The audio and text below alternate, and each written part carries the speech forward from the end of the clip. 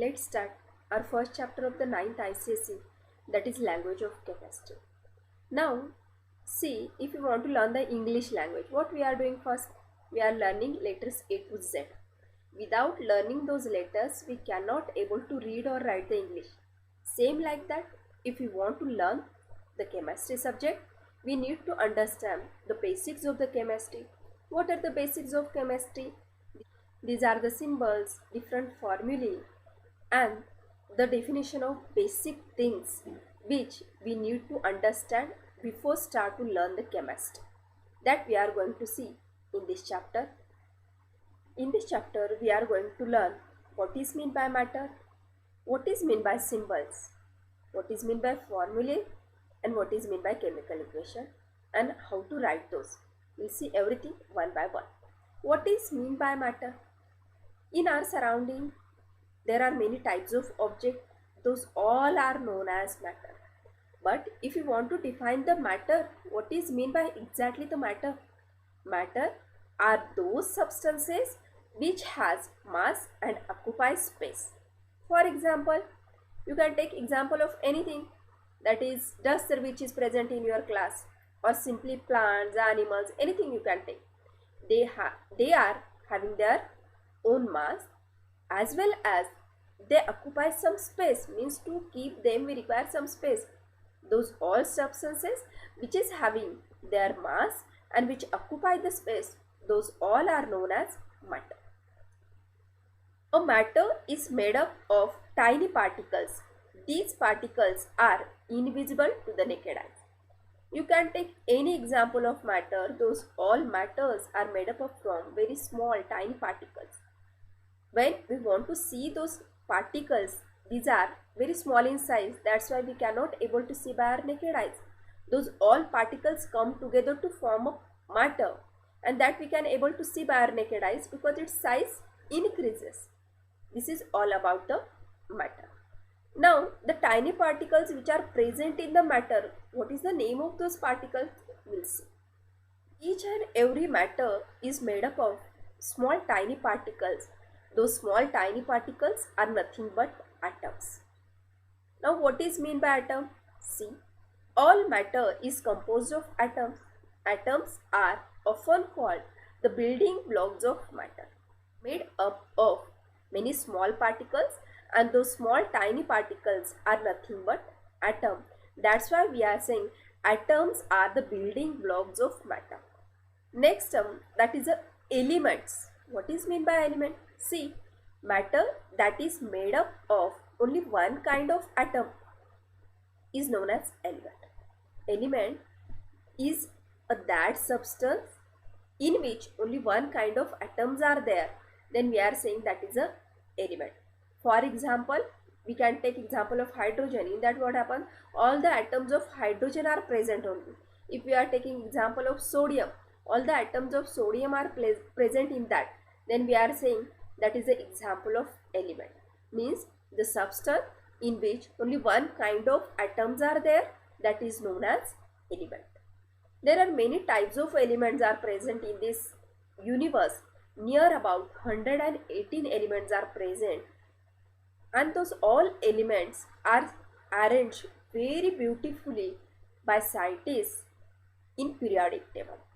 Now, out of these 118 elements, some are natural elements. Near about 1 to 92 elements are natural elements which observe in the universe naturally, and the element which is having atomic number more than 92 till 180, those elements are prepared by scientists in the lab. That's why those elements are known as artificial elements. Or is water an element? See, we need to understand what is an element or what. We know that the chemical formula of water is H2O, means in that water 2 atoms of hydrogens are there and 1 atom of oxygen is there. But what is the meaning of element? The element is that substance in which only one kind of atoms are there, but in water there are 2 kinds of atoms are there. That's why water is not the example of element. Then what is meant by water? or what is example of what? We'll see next. Water contains two different elements, that is hydrogen and oxygen. Next, we'll see what is meant by molecule. When two or more than two similar or dissimilar atoms combine together is called a molecule. For example, hydrogen molecule. Two atoms of hydrogen combine to form H2 molecule, or we are saying hydrogen molecule. Oxygen molecule. Two atoms of oxygen combine to form O2 molecule, we are saying. Two atoms of chlorine combine to form chlorine molecule. Two atoms of hydrogen and one atom of oxygen combine to form a water molecule. And next, that is one atom of hydrogen and one atom of chlorine combine to form hydrochloric acid. Last example, that is ammonia, which is made up of from one atom of nitrogen and three atoms of hydrogen, which combine to form one molecule of ammonia. From all this example, what we understand? That what is meant by molecule. Now molecule means what? It is the combination of one or more atoms. Those atoms are similar or maybe dissimilar. It forms a molecule. Molecule, a collection of atoms that move and act together as a single entity. Atom cannot exist as a single entity, but when one or more atoms come together, it forms a molecule and it exists as a single entity in the universe. Atoms of a molecule are held together by chemical bond. These different atoms come together. How they can combine with each other? By chemical bonds. They combine with each other to form a molecule. I hope now you understand water is element or molecule. Water is example of what? You only give the answer now. Next, that is compound. Compound is formed by two or more different atoms in a fixed proportion is called a compound. Now compound is that substance in which two or more different kinds of atoms come together in a fixed proportion, then we are saying that is a compound. Now what is the difference between molecule and compound? In molecule, the atoms are similar or sometimes they may be different. But in case of compound, they are always different and different kind of atoms come together in a fixed proportion, then we are saying that is a compound. In case of compound, the atoms which are combined in fixed proportion. Compound, a substance composed of the atoms of two or more elements joined together chemically. Now we'll see some examples of compounds. That is water is example of compound, because here hydrogen and oxygen, two kinds of elements combine with each other in a fixed proportion. Means what? When two hydrogen atoms combine with one oxygen atom, then only it forms a water molecule. Means the proportion of those atoms, those elements are fixed, then we are saying that is a compound. Table salt. The chemical formula of table salt is a NaCl. In this NaCl also, the proportion of Na and Cl is fixed. One atom of sodium combines with one atom of chlorine and it forms a NaCl, that is sodium chloride. We are saying table salt. Next example, that is ammonia. The chemical formula of ammonia is NH3. Here the one atom of nitrogen combines with three atoms of hydrogen and it forms a ammonia molecule, and the name of compound is ammonia. Here also the proportion of these elements are fixed. That's why we are saying this is the example of compound. Same like that, this baking soda, chalk and octane all are the examples of compound only, because their proportion is fixed. They are combined in a fixed proportion. That's why we are saying these are the examples of compound. Here, see, by taking same element, what is the difference between element, molecule, compound an atom. First one is a single hydrogen is given, which is known as hydrogen atom. When two atoms of hydrogen mixed together, or when we are writing 2H, the meaning of this is two atoms of hydrogens. When we are writing H2, means here combination of two atoms of hydrogen takes place, and this is nothing but the molecule of hydrogen, which is known as 1H2 molecule. Now next see, 2H2 means what? Here two molecules of hydrogens are there. Two we are writing before H2. H2 is a one molecule of hydrogen and we are writing 2 before. That's why these are the two molecules of hydrogen. This is all about the symbols of hydrogen. This is all about the symbol of hydrogen atom, hydrogen molecule. The symbols of hydrogen 2H, H2 and 2H2 represent very different entities. I hope you understand the difference between atom, molecule and compound. We'll see some more examples of atoms and molecules. Here hydrogen is only one atom, and when it combines with one more hydrogen atom, it forms a hydrogen molecule, that is H2. The second example, oxygen. Here only one atom of oxygen is there, and when that oxygen combines with two atoms of hydrogen, then it forms a one molecule of water, that is H2. Third example, that is nitrogen is a single atom. When it combines with three atoms of hydrogen, it forms a ammonia, which is a one molecule. Next we'll see what is meant by symbol. Now see, we know that 118 elements are present in the universe.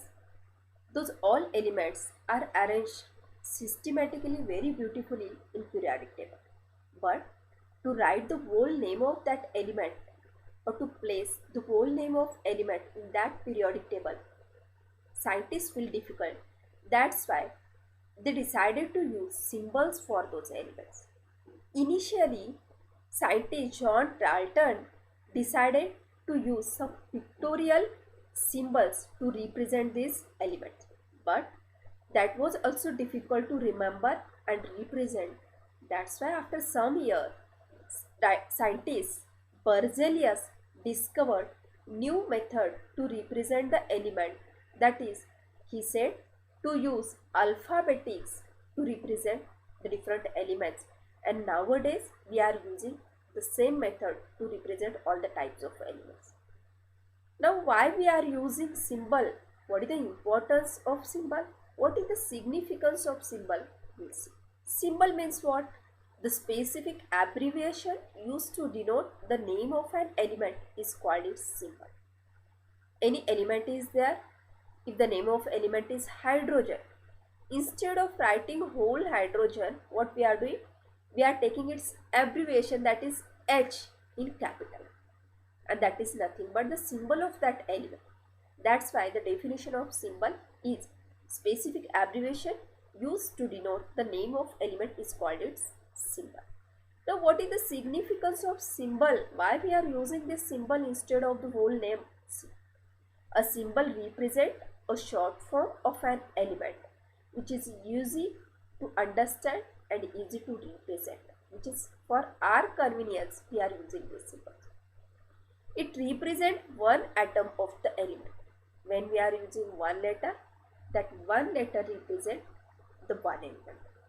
It indicates the atomic weight of an element. The quantity of the element is equal to its atomic mass, or gram atomic mass, or atomic mass unit. In short, we are saying AM. This point we learn in detail at the end of this chapter. In most of the cases, the first letter of the name of the element was taken as the symbol for the element and written in capitals. In most of the cases, when we are writing or represent the element, we are using the first letter only. For example, in case of carbon, we are writing capital C. The symbol of nitrogen, we are using capital N. The symbol of hydrogen, we are writing capital H. But In some cases, the initial letter of the name in capital along with its second letter in small was used. For example, if the letter is repeated, in case of calcium, if we are using same C as a symbol, and for carbon also we are using C as a symbol, then how to identify that is carbon or calcium? That's why decided to use the second letter also. But when we are writing symbol, that time we are writing first letter capital and second letter as a small. For example, symbol of calcium, that is capital C, and second letter, that is small a. What is the symbol of aluminium? That is Al we are writing, that is initial letter A we are writing in capital and second letter L in small letters. What is the symbol of silicon now? Si is the symbol. Here also we are writing first letter S in capital and second letter I in small letters. In this way, we are using these symbols to represent the elements. Now we'll see next method to write the symbols of elements. The symbols for some elements were derived from their Latin names. Now we know that what is the symbol for sodium? That is Na. Then why we are not using SO symbol for sodium? Because some symbols we are taking from their Latin names.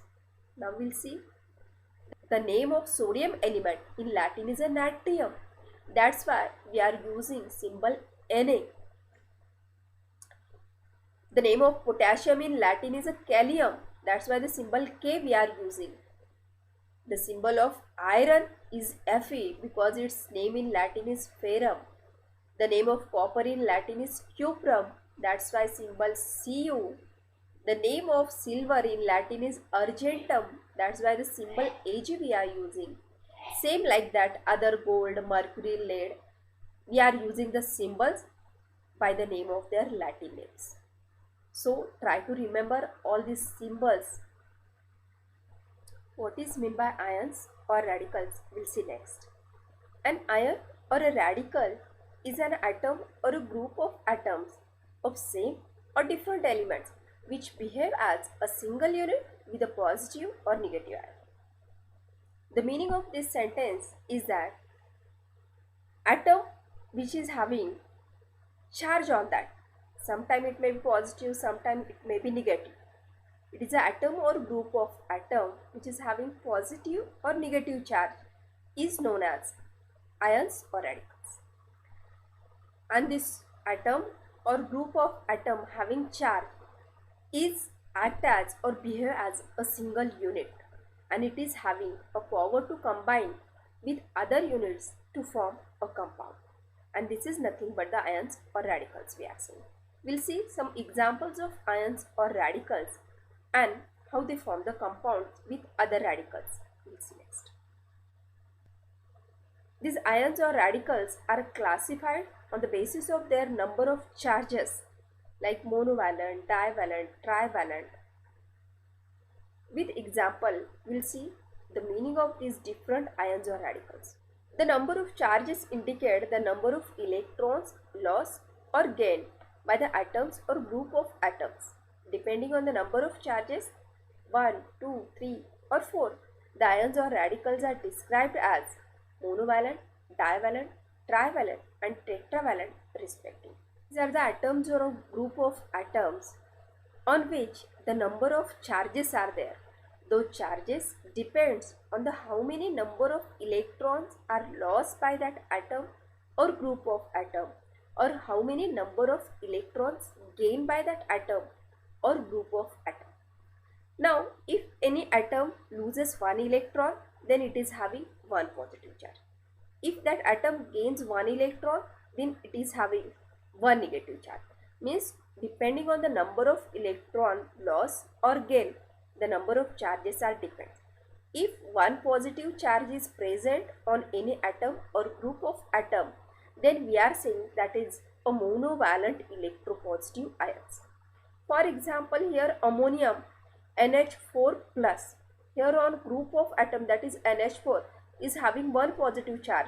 That's why we are saying a monovalent electropositive ions. Second example, that is cuprous. Cuprous is having also a 1 positive charge. That's why we are saying this is also the example of monovalent electropositive ions. Third example, that is mercurous, Hg plus. Hg is one atom, and when it loses one electron, it forms a Hg plus, and this is also the example of monovalent electropositive ions, and this is also the example of monovalent electropositive ions. Now we'll see next type, that is bivalent electropositive ions means what? When atom or group of atom is having two positive charges, then we are saying that is a bivalent electropositive ions. For example, argentic, it is having Ag2 plus charge, two positive charges on there. That's why we are saying this is the example of bivalent electropositive ions.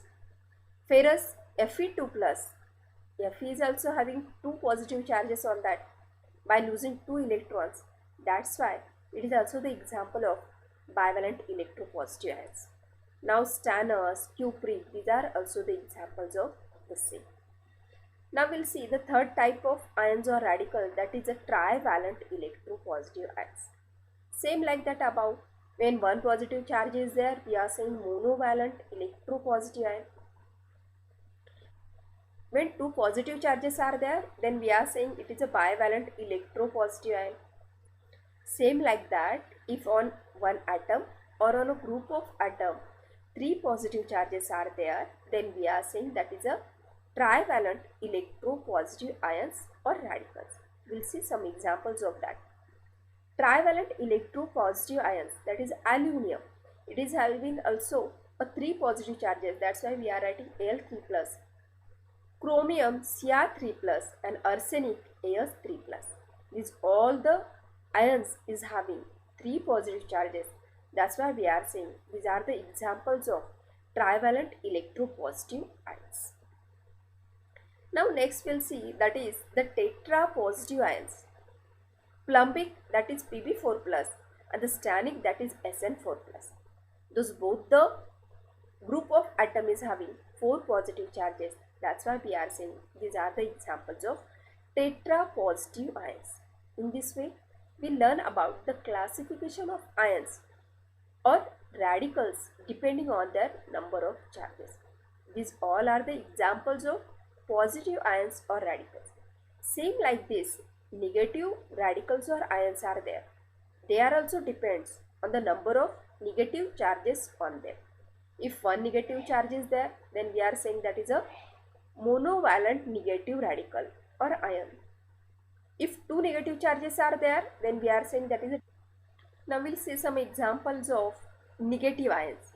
Monovalent electronegative ion means only one negative charge on that, that is Cl minus.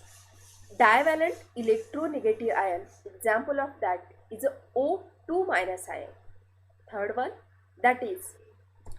In this way, we learn about what is meant by ions and radical. Next, we'll see how to write a chemical formulae with the help of symbols, which we learned at starting. Writing a chemical formula. The following steps should be taken while attempting to write a formula. The method is called crisscross method. Write the symbols side by side. Basic radical is written first and then acidic radical. Now first try to understand what is meant by basic radical and what is meant by acidic radical. Basic radical is that radical which loses the electron, and acidic radical is that radical which gains the electron. Depending on that, we are able to decide which is acidic radical and which is basic radical. When we are writing any chemical formula, that time what we are doing? At first we are writing a basic radical and second we are writing a acidic radical. For example, if you want to write a chemical formula of NaCl or salt, then what we are doing? In that NaCl, Na is a basic radical because it loses electron and attain its stability, and chlorine, it gains one electron and attains its stability. That's why initially we are writing sodium and next to that we are writing chlorine, because sodium is a basic radical and chlorine is a second step, that is return the valency of each atom on the top of its symbol. Third, divide the valency numbers by their highest common factor HCF, if any, to get the simple ratio. Ignore the plus or minus symbols of the radicals. Interchange the valencies of radicals. Now, how to write a chemical formula? With example, we'll see. What is the first step? First, we need to write a basic radical. And then, next to that, we need to write an acidic radical. Now, first example of that is a magnesium chloride. In this compound, magnesium is a basic radical because it loses electron, and chlorine is an acidic radical because it gains electron to attain its stability. That's why we are writing magnesium first, and next to that we are writing acidic radical, that is a chlorine. Now, second step is what? We should write the valency on their head. Now, what is the valency of magnesium? That is 2. And what is the valency of chlorine? That is 1. Now, how to decide the charges? It loses the 2 electron. That's why on magnesium we are writing plus 2. And chlorine accept 1 electron. That's why we are writing 1. In this way, on their head we are writing their charges. After that, what we are doing next step? Exchange of valencies. What we are doing, the valencies which we wrote on their head, we are exchanging those valencies. Mean the valency of magnesium is 2. We are writing that subscript to chlorine, and the valency of chlorine is 1. We are writing that subscript to magnesium. And by doing this, we are writing chemical formula in next step. By exchange of valency, we'll get MgCl2. When one number is there, then no need to write. That's why Mg1Cl2 we are not writing. MgCl2 we are writing. That's why the chemical formula of magnesium chloride is MgCl2. I hope you understand. We'll see some more examples how to write a chemical formula. Calcium oxide. In this, calcium is a basic radical and oxygen is a acidic radical. Because calcium loses electron and oxygen gains electron. That's why calcium we are writing first, and next to that we are writing oxygen. Now next we are writing valency on their head. Valency of calcium is 2 and it loses 2 electron. That's why we are writing 2 plus.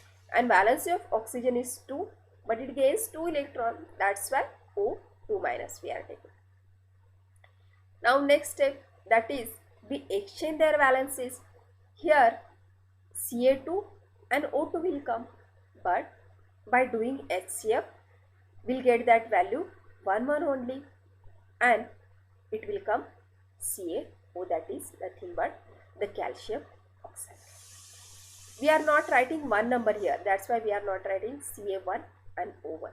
Instead of that, simply we are writing CaO, which is a formula for calcium oxide. One more example we'll see, that is aluminium hydroxide. In this, aluminium is a basic radical, that's why we are writing Al, the symbol of aluminium first we are writing, and next to that we are writing symbol of hydroxide, that is OH. Now the valency of aluminium is 3 plus and valency of hydroxide ion is a 1 minus. That's why we are writing their valencies on their head. And next to that, what we are doing, we are exchanging their valencies, and by exchanging we get LOH thrice. And that's why the formula of aluminium hydroxide is a LOH thrice. In this way, we are writing the chemical formula of different compounds. We also try to write different examples with the help of these rules. Next we'll see how to write a chemical formulas of covalent compounds. Now first we'll see what is meant by covalent compound. The compound in which covalent bond is there, those compounds are known as covalent compounds. Now how to give the name of these compounds we'll see. First, memorize the prefixes for number of atoms. In that compound, how many atoms are there? For those which prefix we are using, that you try to remember. If one atom is there, then we are using mono prefix. If two atoms are there, then we are using di. If three are there, tri. If four are there, then tetra. If five are there, penta. In this way, we are using these prefixes depending on the number of atoms present in that compound. We'll see with the help of example. For example, see here P2S3. This is one covalent compound in which the number of phosphorus atoms are 2 and the number of sulfur atoms are 3. Here number of phosphorus atoms are 2, that's why we are writing here diphosphorus. And next, that is trisulfide, because the number of atoms of sulfur are 3. That's why here, depending on the number of atoms, we are using these prefixes, and this way the name of this compound is diphosphorus trisulfide. How to write the name of dinitrogen hexafluoride? We'll see. First element, that is nitrogen, and the chemical symbol of nitrogen is capital N. That's why we are writing first capital N. Then second, here what is given? The prefix is di. That's why for that di we are using 2, and that 2 we are writing as a subscript, which shows the 2 numbers of nitrogen atoms are there. Second step, that is we are writing second element which is present in that compound, that is a fluoride, and the symbol of fluorine is F. Now what is given here? Prefix, that is hexa. That's why the meaning of hexa is what? 6, means 6 fluorine atoms are there. That's why 6 we are writing at subscript, and that's why the formula for dinitrogen hexafluoride is N2F6. We'll see some more example, that is sulfur dioxide. What is the symbol of sulfur? That is S. What is the symbol of oxygen? That is O, but here prefix is di. That's why subscript we are writing 2, and so that the formula for sulfur dioxide is SO. Next example, that is carbon tetrabromide. What is the symbol of carbon? That is capital C, and the symbol of bromide is OPR, but the prefix here is tetra. That's why we are writing CBr4, and this is the chemical formula of carbon tetrabromide. Next example, that is diphosphorus pentoxide. First, write down the symbols of the element. Phosphorus, symbol of phosphorus is P. Second element, that is the symbol of oxide or oxygen, is O. Then see what are the prefixes used here. Di, the meaning of di is 2. That's why write down those prefix as a subscript. We are writing, that's why P2. And here penta, penta means 5. That's why we are writing here O5. And so that the formula for diphosphorus pentoxide is a P2O5. How many numbers of atom present in any compound? Who will decide that? It depends on their charges, or which is the chemical formula of any compound. We'll see with the help of example. Balance the positive and negative charges of the ions. Example, that is lithium oxide. Lithium. This lithium is present in group 1 element. That's why its valency is 1 and the charge is +1. The element which is present in group 1, those all are having valency 1. You will see this in higher classes. Now only try to understand.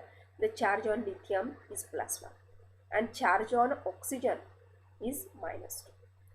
Now when this lithium combine with oxygen, then what happens? Here +1 charge combined with -2, then one more minus is remaining.